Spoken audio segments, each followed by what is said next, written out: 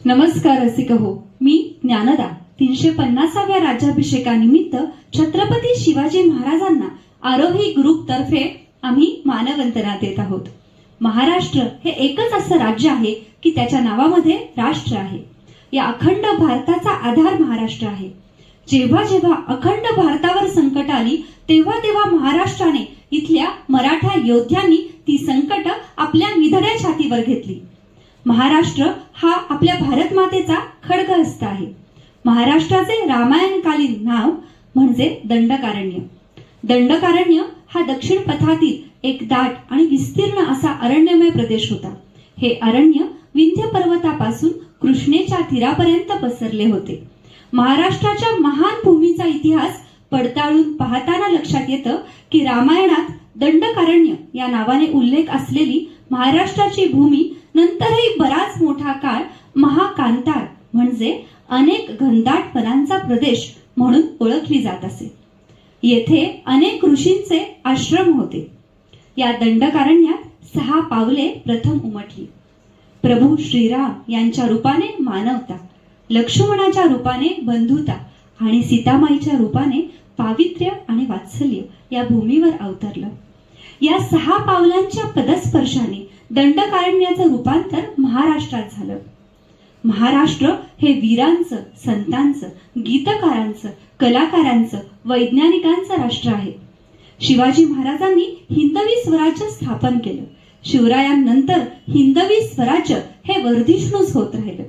हिंदवी स्वराज्याचे दुसरे छत्रपती संभाजी महाराजांनी 8.5-9 वर्ष दिलेली अखंड झुंज, त्यानंतर छत्रपती राजाराम महाराज यांनी जिंजीवरून दिलेला लढा, ताराराणी साहेबांनी औरंगजेबाविरुद्ध केलेला एल्गार, छत्रपती शाहू महाराजांच्या मार्गदर्शनामध्ये बाजीराव पेशव्यांनी उत्तरेत मारलेली धडक, हे राष्ट्र कधीही मागे हटलं नाही.